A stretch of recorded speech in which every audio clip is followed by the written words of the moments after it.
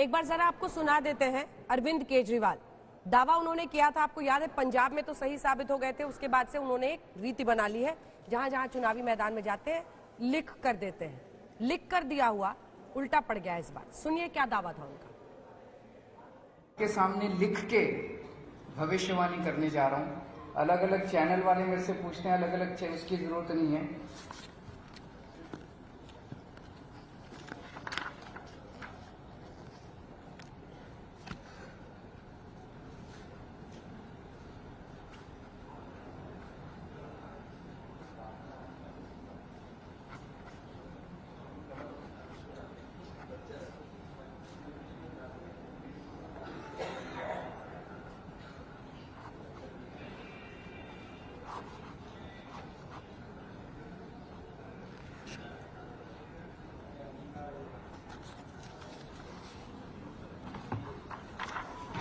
गुजरात में आम आदमी पार्टी की सरकार बन रही है। ये आज आप नोट कर लीजिए, ये भविष्यवाणी भी नोट कर लीजिए और ये भविष्यवाणी सही होगी। 27 साल के शासन के बाद, कुशासन के बाद अब गुजरात की जनता को इन लोगों से रिलीफ मिलेगा। तो देखिए, एक तरफ आप देख रहे हैं केजरीवाल का सपना एक विंडो में आपको दिख रहा था और दूसरी विंडो में आपको दिख रहा था हकीकत। हकीकत यह है कि उनका 6 सीटें आ रही हैं और सपना यह है कि उनकी सरकार बन रही है। प्रदीप जी, क्या हम ये कह सकते हैं कि केजरीवाल का जो फॉर्मूला है अभी, वो है राष्ट्रवाद plus Hindutva plus Kejriwal plus free का माल, ये फॉर्मूला उनका है?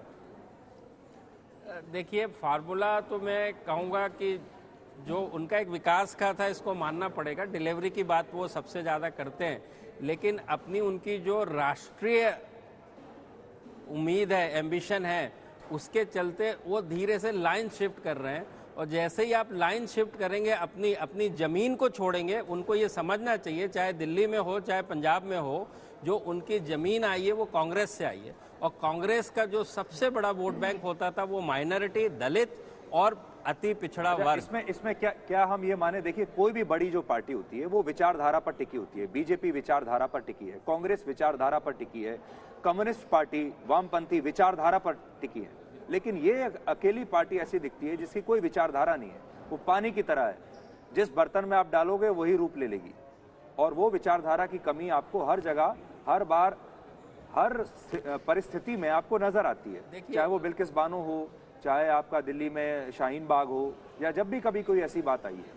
किसी भी स्टूडेंट को ग्रेजुएट करने के लिए अपने जीवन के 15 साल गुजारने पड़ते हैं, उसके बाद वो ग्रेजुएट होता है और उसके बाद उसको एप्लीकेशन नौकरी के लिए देनी होती है। ये लाइफ का आपको फंडामेंटल समझना होगा।